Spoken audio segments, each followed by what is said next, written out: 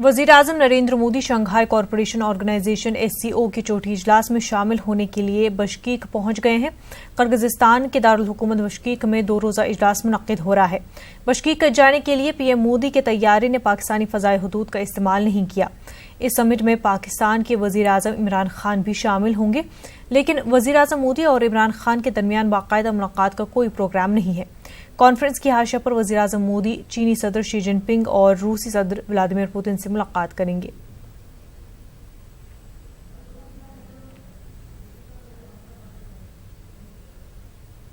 आम बजट की तैयारियों का सिलसिला जारी है। बजट की तैयारी के सिलसिले में वज़ीर खजाना निर्मला सीतारमन मुख्तलिफ शोबों के माहिरीन से सलाह और मशवरा कर रही हैं। बजट से कबल सलाह और मशवरे के ताल्लुक से वज़ीर खजाना निर्मला सीतारमन ने माहिरीन की एक मीटिंग में तबादला ख्याल किया। सीतारमन अपना पहला बजट 5 जुलाई को पार्लियामेंट में पेश करेंगी।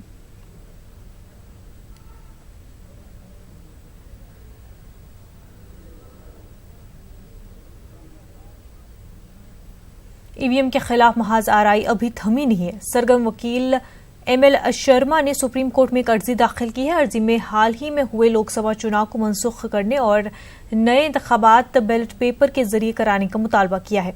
अर्जी में कहा गया है कि अवामी नुमाइंदगी एक्ट के तहत चुनाव सिर्फ बैलेट पेपर के जरिए ही कराए जा सकते हैं। गुवाहाटी में विजिलेंस और एंटी करप्शन टीम ने NRC सेवा केंद्र में 2 NRC अफसरान को रिश्वत लेते हुए रंगे हाथों पकड़ लिया है। गुवाहाटी के गणेश गृह में वाक़े सेवा केंद्र में NRC के 2 मुलाजमीन ने एक खातून से NRC से मुतल्लिक़ किसी काम के लिए 10,000 रुपये रिश्वत ली थी।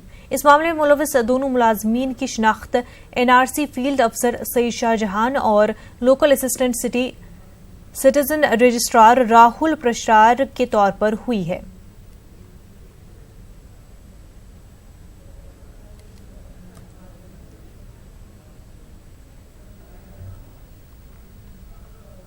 आंध्र प्रदेश कानून साज असेंबली के स्पीकर के तौर पर T सीताराम को मुंतखब किया गया है। अबूरी स्पीकर S अप्ला नायडू ने इंतखाब का ऐलान किया। हुक्मरान जमात YSR कांग्रेस के 30 अरकान असेंबली ने सीताराम का नाम की तजवीज़ पेश की। उनके इंतखाब के बाद वज़ीर आला जगनमोहन रेड्डी ने सीताराम को रस्मी तौर पर स्पीकर की कुर्सी तक पहुंचाया और अबूरी स्पीकर ने ऐवान की कार्रवाई उनके हवाले की। उनका इंतखाब बइत्तेफ़ाक़ राय हुआ है।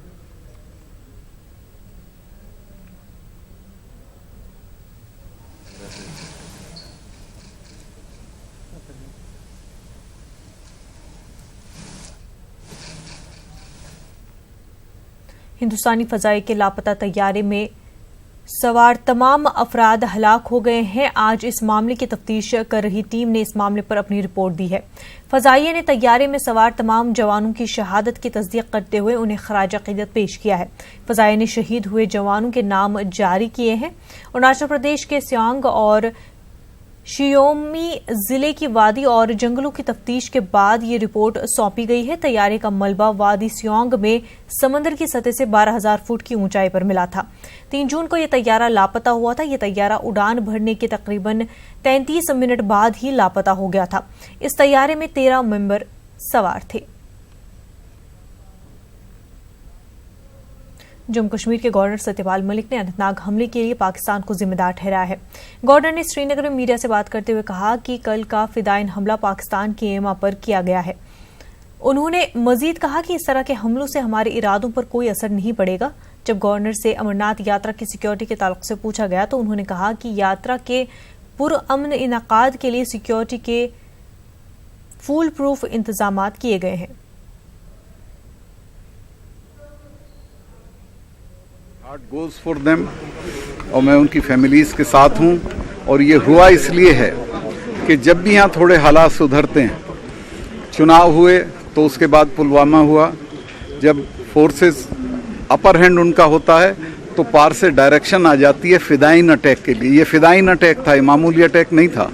लेकिन मैं उनको ये कहना चाहता हूँ जो इसमें इन्वॉल्व हैं कि हमारे इरादे पे इसका कोई असर नहीं पड़ेगा और हम इनको सॉर्ट आउट करके दम लेंगे। खासतौर से यात्रा के रूट पे हुआ था क्या? यात्रा के रूट पे चूंकि यात्रा शुरू नहीं हुई थी, उस तरह की सिक्योरिटी उस वक्त नहीं थी।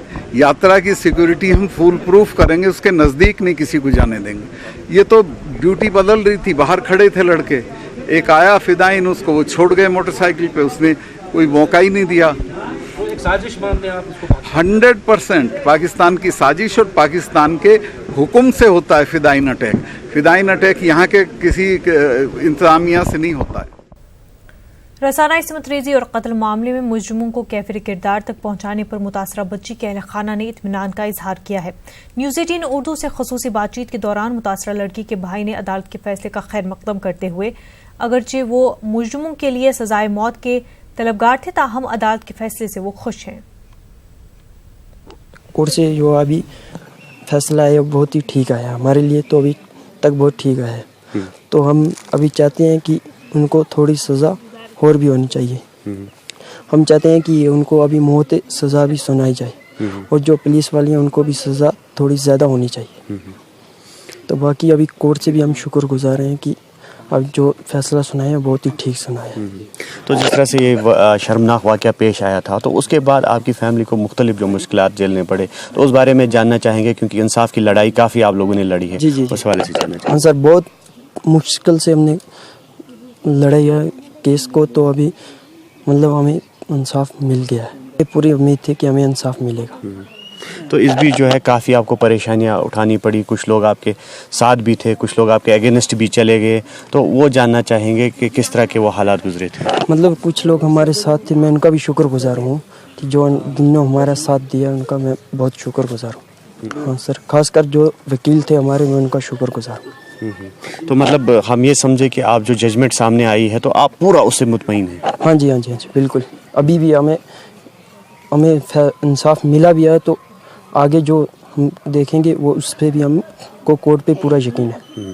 तो इस तरह की इस नौयत के केसेस को रोकने के लिए जो मामला सामने आ रहे हैं, क्या कोई मैसेज देना चाहेंगे आप? क्या आपको नहीं लगता है कि ऐसे स्ट्रिक्ट कवानीन होने चाहिए कि इस तरह के जो केसेस हैं वो रुकने चाहिए?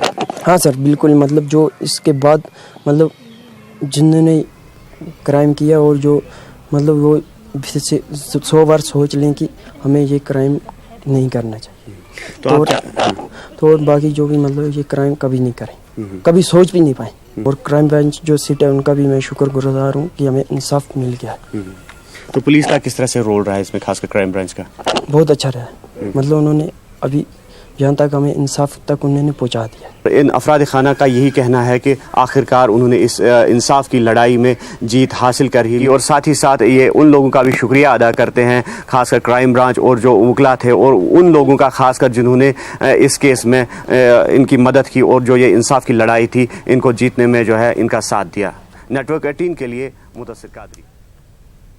दिल्ली वक्फ बोर्ड ने स्कूल कायम करने की तैयारी शुरू कर दी है। शोबे तालीम से मुंसलिक 218 असामियों की भर्ती के लिए इश्तिहार जारी कर दिया गया है। दिल्ली वक्फ बोर्ड ने 15 की जगह 50 स्कूल खोलने का ऐलान किया। डिप्टी डायरेक्टर की एक पोस्ट और प्रिंसिपल की 16 असामियों के लिए भी इश्तिहार दिया गया है। टीचर्स की 160 जबकि MTS की 36 असामियों की भर्ती का ऐलान किया गया है। असिस्टेंट सेक्रेटरी की 5 पोस्ट के लिए भी दरख्वास्तें तलब की गई है। आपको बता दें कि ये स्कूल मुस्लिम अक्सरियती इलाकों में कायम किए जाएंगे। यूपी माफिया अतीक अहमद के खिलाफ CBI ने बड़ी कार्रवाई की है। CBI ने अतीक अहमद समेत 17 अफराद के खिलाफ मामला दर्ज कर लिया है। बिल्डर से गैर कानूनी तरीके से वसूली समेत कई संगीन मामलों के इल्जाम में CBI ने FIR दर्ज की है और CBI की टीम इस मामले की तफ्तीश में जुटी हुई है। अतीक अहमद इस वक्त गुजरात की जेल में बंद है।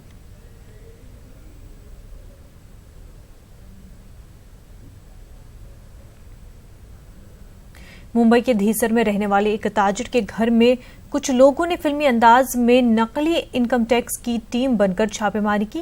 नकली इनकम टैक्स ऑफिसर ताजिर के घर से 80,40,000 रुपए 4 मोबाइल फोन लेकर फरार हो गए।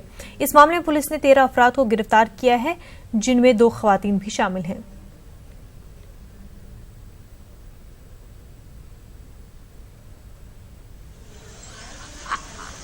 मास्टरमाइंड जो है वो अल्ताफ मोहम्मद कागदी उर्फ समीर, उम्र 32, वो था। ये जो कार्रवाई पूरी चल रही थी तब अल्ताफ और उसकी वाइफ बाहर जो गाड़ियां खड़ी थी उसी में बैठे थे। उन्होंने अपने आप को एक्सपोज नहीं किया था। पहला जो पूरा प्लानिंग है वो पूरा इन्होंने किया था, पर वो बाहर खड़े थे और बाकी जो है वो पूरा अंदर गए थे। इसमें जो अभी तक जो 13 आरोपी है उनको में काम कर रहा है तो किसी का अभी तक तो क्रिमिनल रिकॉर्ड आया नहीं है, बट आगे की तफ्तीश जारी है। 3 तलाक बिल को कल काबीना ने मंजूरी दी। इस बिल को पार्लियामेंट में दोबारा लाया जाएगा। हमारे नुमाइंदे ने इस मामले में कांग्रेस तर्जुमान मीम अफजल से खास बातचीत की। ट्रिपल तलाक बिल को कैबिनेट ने कल मंजूरी दी। ये बिल दोबारा से पार्लियामेंट में लेकर आया जाएगा। हमारे साथ कांग्रेस तर्जुमान मीम अफजल साहब हैं। मीम अफजल साहब, ये बिल लैप्स हो गया था, अब दोबारा से सरकार लाने को कह रही है, लेकिन कोई तब्दीली नहीं की गई है। हालांकि ये कहा जा रहा है अपोजिशन की सारी बातें हमने मान ली हैं। अगर मान ली होंगी तो बिल में नज़र आ जाएगा, और अगर अपोजिशन की तमाम बातें मान ली गई हैं तो बिल पास भी हो जाएगा।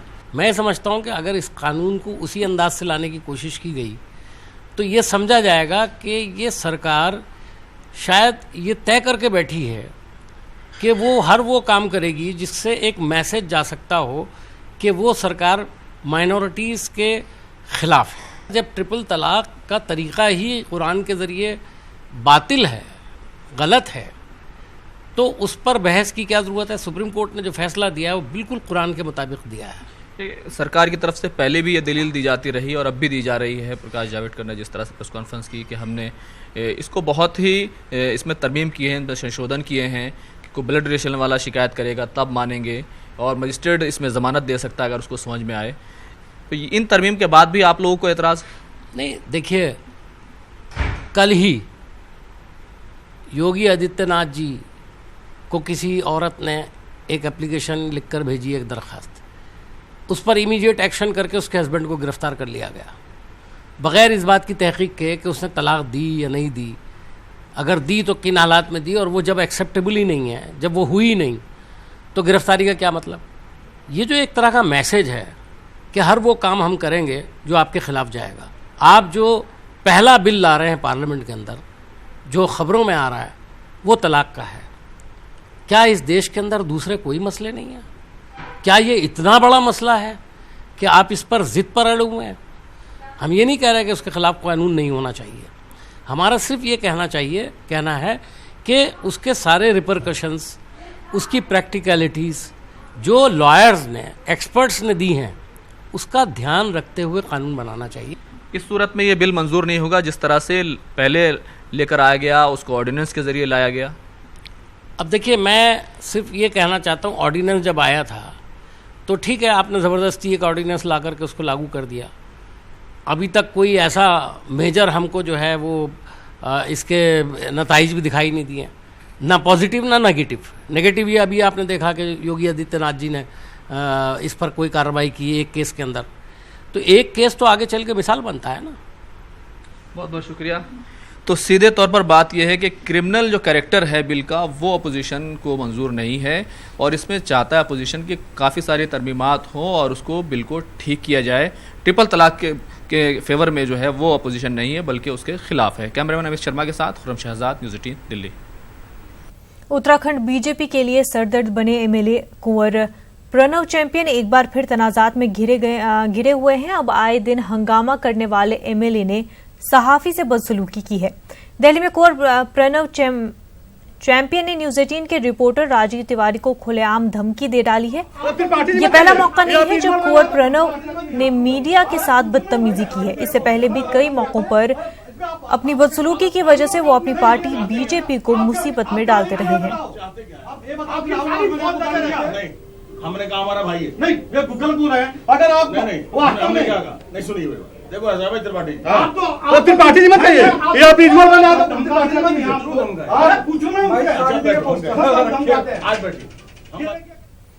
अदाकारा तनुश्री दत्ता के जरिए नाना पाटेकर के खिलाफ मुबैना छेड़छाड़ के मामले में पुलिस ने अपनी रिपोर्ट अदालत में पेश कर दी है।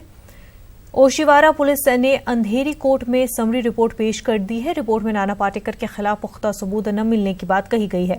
रिपोर्ट को देखते हुए तनुश्री दत्ता का दावा कमजोर हो गया है, जो नाना पाटेकर के लिए राहत की बात है।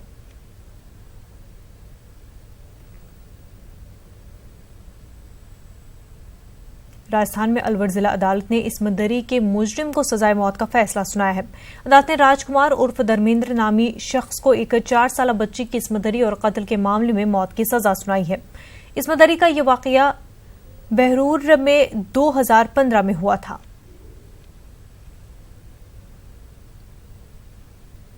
2015 की घटना है। ये बहरोड में रिवारी गांव है। वहां पर परिवादी के द्वारा एक रिपोर्ट दर्ज कराई थी कि उसकी बच्ची को राजकुमार उर्फ धर्मेंद्र, जो कि इसमें मुलजिम है, वो बच्ची को घर से टॉफी दिलाने के कहकर लेकर गया था। उस दिन गांव में चुनाव भी थे और कुछ लोग चौपाल पर भी बैठे हुए थे और उस बच्ची को उस टॉफी देने के बहाने ले गया और खंडर में ले जाकर उस बच्ची के साथ उसने रेप किया और रेप करने के बाद उसकी एक पत्थर से उसका सिर कुचलकर हत्या कर दी और उसकी जो योनि है उसको भी किसी ब्लंट हथियार से उसको फाड़ दिया। मतलब इतनी नृशंस रूप से उसकी बच्ची की हत्या करी और उसको वहां पर उस खंडर में छुपाकर और उस पत्थरों को छुपाकर इस प्रकार से वो आ गया। तेलंगाना में नए तालीमी साल के दूसरे दिन 10वीं जमात की लड़की ने स्कूल की इमारत से कूदकर खुदकुशी कर ली। जिला रंगारेड्डी नागौल के श्रीनगर कॉलोनी में 15 साला तालिबा ने खुदकुशी कर ली। इमारत से कूदने के नतीजे में विवेका शदीद जख्मी हो गई थी। अस्पताल ले जाने पर डॉक्टर ने उसे मुर्दा करार दिया। विवेका प्राइवेट स्कूल की 10वीं जमात की तालिबा थी। पुलिस ने इस सिलसिले में एक मामला दर्ज कर लिया है। खुदकुशी की वजह मालूम नहीं हो सकी है। तालिबा के वालिदैन ने स्कूल इंतजामिया पर लापरवाही का इल्जाम लगाया है। उन्होंने कहा कि स्कूल इमारत पर हिफाजती इंतजाम मुनासिब नहीं थे। उन्होंने स्कूल इंतजामिया पर अपनी बेटी की मौत का जिम्मेदार करार दिया है और स्कूल को सीज करने की मांग की है।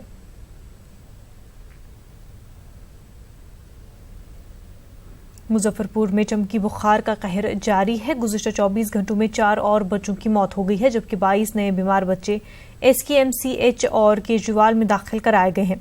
अब तक मरने वाले बच्चों की तादाद 52 हो गई है। 24 बच्चों को इलाज के बाद अस्पताल से छुट्टी कर दी गई है। तमाम सेहतयाब बच्चों को मुफ्त एम्बुलेंस के जरिए घर पहुंचाया गया।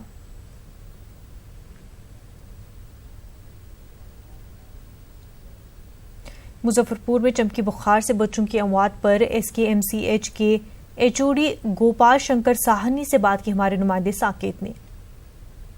SKMCH के शिशु विभाग के विभागाध्यक्ष हमारे साथ मौजूद हैं, हम इनसे बात कर लेते हैं। सर, जो ये बीमारी है, ये किस तरह की बीमारी है और इसको लेकर जो बातें चल रही है, जो भ्रांतियां भी फैलती है कि आखिर ये बीमारी होती क्यों है, क्या कुछ है? क्योंकि आपने इस पर काफी रिसर्च भी किया है, क्या कुछ वजह है? ये बीमारी बिल्कुल हीट एंड ह्यूमिडिटी से जुड़ा हुआ है, क्योंकि लास्ट 2005 से आप स्टैटिस्टिकल डाटा लेके देखें तो ये बीमारी हमेशा फर्स्ट वीक जून से ही शुरू होती है, जिसमें कि हीट एंड ह्यूमिडिटी यहाँ पीक पर हो जाती है। तो 2005 से लेके अभी तक 4-5 आउटब्रेक हुए हैं, 2005 में, फिर 2011 में, 13 में, 14 में। वो सब में आपको देखा गया है कि टेम्परेचर हमेशा 38-40 डिग्री से ऊपर प्लस ह्यूमिडिटी मोर देन 60-70%।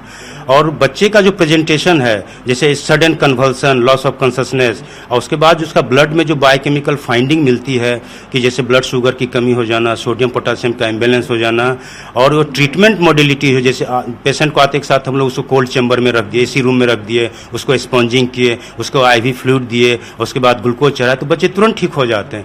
तो ये सब प्रेजेंटेशन एंड ट्रीटमेंट मॉडलिटी से पता चलता है कि बेसिकली हीट हाइपरपारेक्सिया के केस है। ये क्या टाइम भी एक बड़ा इशू है क्या, कि लेट अगर पहुंचते हैं बच्चे तो उसको सरवाइव करने में दिक्कत होता है? यस, बिल्कुल। इसमें बताया जाता है कि every minute is a golden hour for a child. और हम लोगों ने देखा है जो बच्चे सही तुरंत पहुंच जाते हैं, उन लोगों ने हम लोग को 100% उनको बचा लिया है। उस इन्वायरमेंट में अडेप्ट करने के लिए बहुत सारे फिजियोलॉजिकल चेंजेस बॉडी में होते हैं, जैसे ब्लड वॉल्यूम बढ़ जाना, स्ट्रोक वॉल्यूम हम लोग बोलते हैं, कार्डियोवास्कुलर सिस्टम में हार्ट का पंपिंग एक्शन बढ़ जाना, वेसोडाइलेटेशन, ताकि हम लोग का स्वेट इवोपरेट करते रहे। ये सब फिजियोलॉजिकल चेंजेस जो बॉडी में वो हमारे बच्चे में नहीं हो पाते हैं, जिसके कारण वो बीमारी से ग्रसित हो जाते हैं।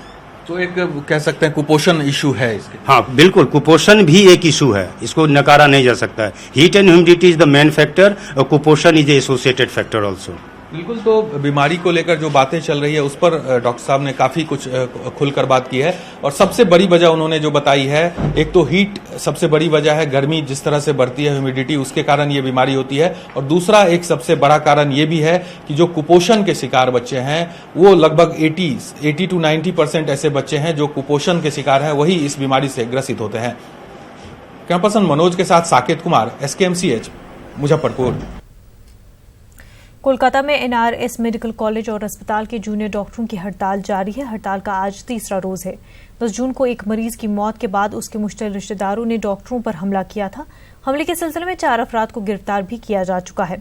हड़ताली डॉक्टरों का मुतालबा है कि वज़ीर आला उनसे मिलने के लिए वहां आए।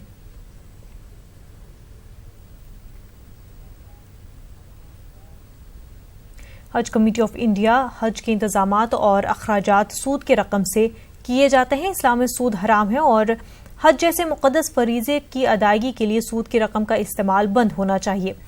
महाराष्ट्र स्टेट हज कमेटी के चेयरमैन जमात सिद्दीकी ने मरकजी हज कमेटी के जरिए सूद की रकम के इस्तेमाल पर सख्त नाराजगी का इजहार किया है। मुंबई में मुनक्किदा महाराष्ट्र स्टेट हज कमेटी की मीटिंग में मरकजी हज कमेटी से असल रकम से हज के इंतजामात और अखराजात को पूरा करने का मुतालबा किया गया है। जमात सिद्दीकी ने इस सिलसिले में मरकजी वज़ारत अक़लियत उमूर और वज़ीर आज़म को मकतूब रवाना करने का भी फैसला किया है।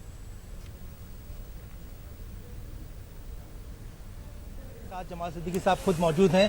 सर, एक फैसला लिया गया है कि मतलब जो हज के जो अखराजात होते हैं वो ब्याज के पैसों से उनका इस्तेमाल होता है, तो उस पर आपने एतराज़ किया है और इसके साथ साथ कौन कौन सी चीज़ों पे आपने एतराज़ किया है मरकजी हज कमेटी की, इसके बारे में तफसील से बताइए। आज हमारी हज समिति की पहली बैठक हुई और उसमें हमने सबसे पहले शिकायत किया है माननीय हमारे जो मंत्री अल्पसंख्यक मोहतरम वाले जनाब नकवी साहब से कि हज कमेटी ऑफ इंडिया के पास 3200 करोड़ का डिपॉजिट है और उस डिपॉजिट से लगभग 70 से 75 करोड़ रुपया इंटरेस्ट आता है, ब्याज आता है और उससे पूरे हज कमेटी का खर्चा चलता है। ये खत्म होना चाहिए और वहाँ पर जो इस्लामी तरीका है बिना ब्याज का, उसका कोई व्यवस्था होनी चाहिए, क्योंकि इस्लाम में ब्याज हराम है और हराम का पैसा अगर हम हज के काम में इस्तेमाल करते हैं तो ये बहुत अफसोसदायक बात है। हाजियों को जो सुविधा दी जाती है, जो सहूलियात दी जाती है, उनके सहूलियात के लिए भी जो है वो ब्याज का पैसा इस्तेमाल किया जाता है। पूरी हज कमेटी का जो बजट है, साल का जो बजट है वो 70-72 करोड़ रुपया है और वो हज कमेटी का इनकम ही ब्याज है, तो सारे पैसे इसमें लगते हैं। बात ये बताइए कि आपने कहा कि ब्याज के पैसों से जो है वो हज कमेटी का बजट तय होता है, तो आपने क्या मुख्तार अब्बास नकवी साहब को, हज कमेटी के CEO को, इस तरह के लोगों को लिखा है इस पे जो है कि ब्याज के पैसे से जो है वो हज कमेटी का काम ना हो, रोका जाए, कुछ आपने जो है वो खत किताबत की है?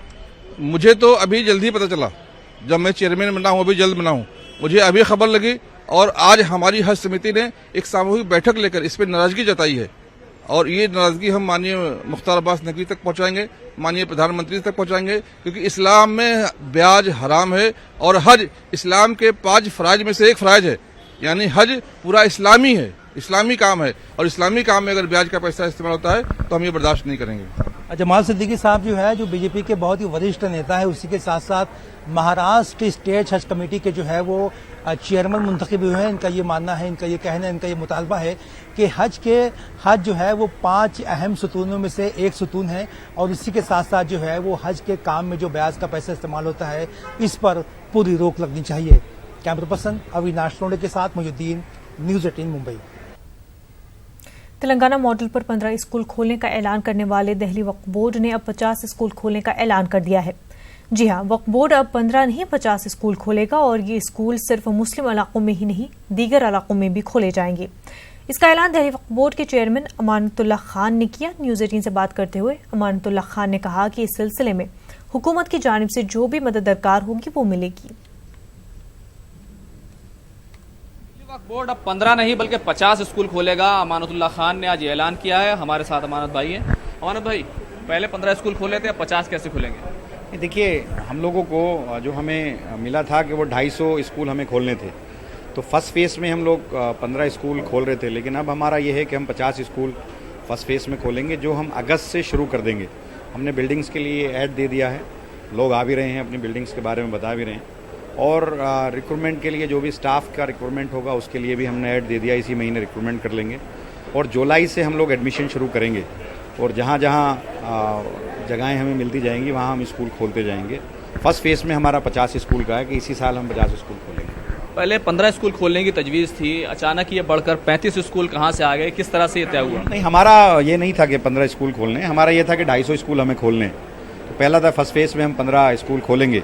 तो कल मेरी मौलाना अरशद मंदी से मुलाकात हुई थी, उन्होंने कहा कि भाई इसको आप महदूद खालिस मुसलमानों के लिए मत रखो, बल्कि पूरे दिल्ली की आवाम के लिए रखो, जो भी गरीब लोग हैं, चाहे वो किसी भी मज़हब से ताल्लुक़ रखते हों, चाहे वो हिंदू हो, मुस्लिम हो, सिख हो, तो आप सबके लिए स्कूल खोलो। तो अब हमने ये तजवीज़ की कि हम 50 स्कूल दिल्ली वक्फ बोर्ड खोलेगा और ये एक पहल होगी भाईचारे के लिए, जो आज नफ़रत का माहौल है उसको ख़त्म करने के लिए ये एक पहल होगी कि दिल्ली वक्फ बोर्ड जो मुस्लिम इदारा है वो सबके पढ़ाने का इंतज़ाम इंशाअल्लाह करेगा। वज़ीर आला अरविंद केजरीवाल की तरफ से, वज़ीर तालीम मनीष सिसोदिया की तरफ से इस चीज़ को हरी झंडी मिल चुकी है। दिल्ली वक्फ बोर्ड को जो भी ज़रूरत होगी सरकार उसके साथ है, और क्योंकि दिल्ली वक्फ बोर्ड जो ऑटोनोमस बॉडी है तो उसको इख्तियारात हैं सारे के सारे अपने फैसले लेने का, और वहाँ जो इनकम है उसकी या जो भी सरकार से आता है उसको खर्च करने के इख्तियारात बोर्ड के पास हैं, और बोर्ड अपने इख्तियारात का इस्तेमाल करते हुए ये सारे फैसले ले रहा है और अमल कर रहा है।